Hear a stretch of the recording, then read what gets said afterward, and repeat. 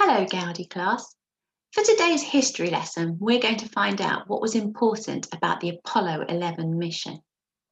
So in the last few lessons, we've been looking at space and what happened. We looked at first people in space, the first man in space, the Russian cosmonaut Yuri Gagarin, and we looked at the first woman in space, again, Russian cosmonaut Valentina Tereshkova.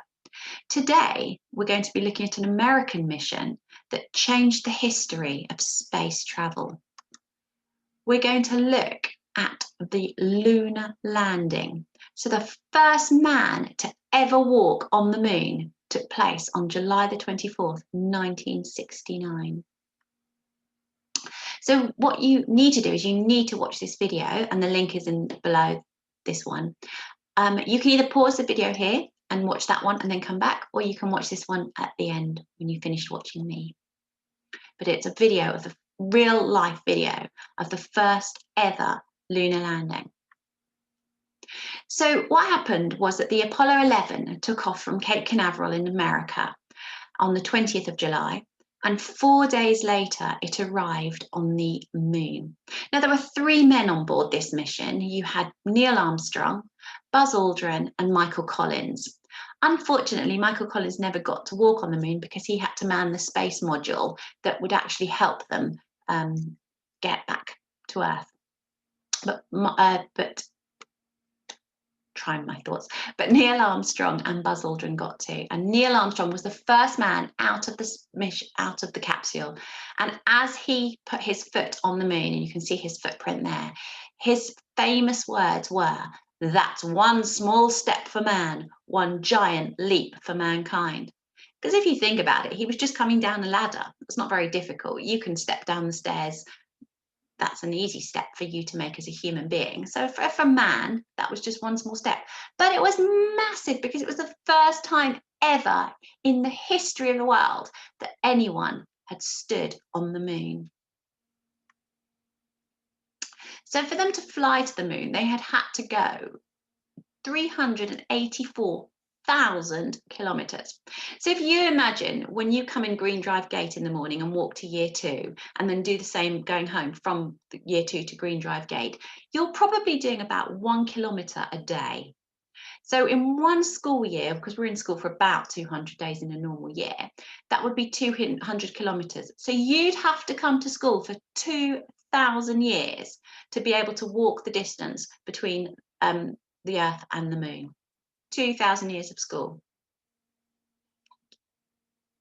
So the Earth is 4 times bigger than the moon. So the moon is quite small compared to the Earth. It's not small, but compared to the Earth. So if you imagine this circle has been cut into quarters, you take one of those colours. Should we do blue?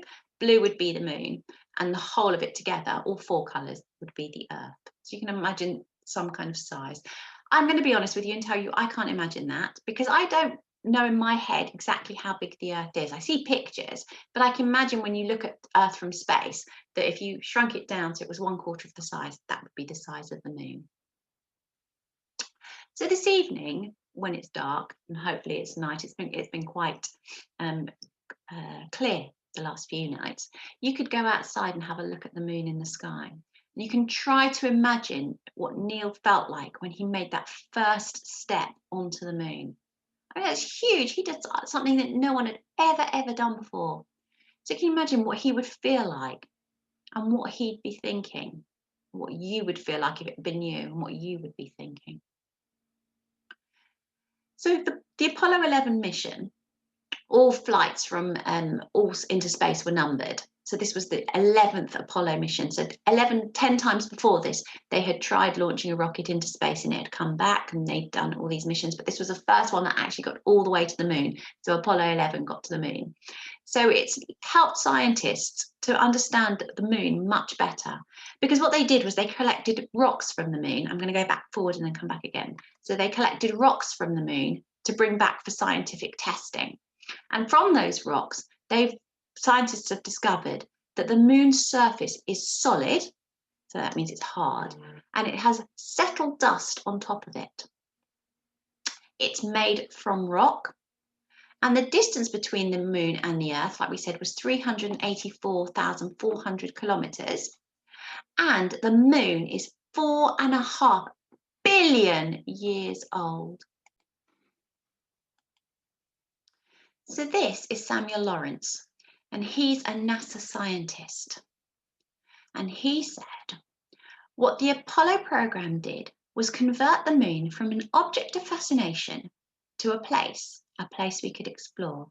So it changed the moon from just being a lump in the sky that we used to think about and wonder about to somewhere we could actually explore. So I showed you this piece of moon rock before.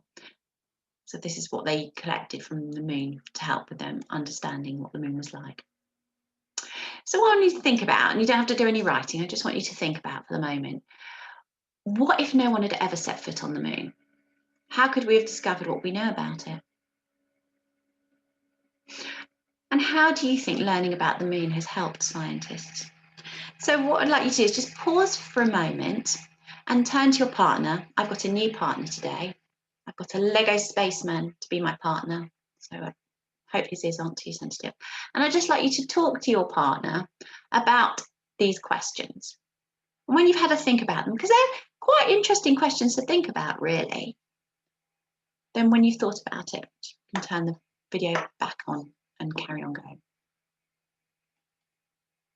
So this is a picture of Neil Armstrong on the moon, and he flew from America. He was an American, so he planted the American flag on the moon.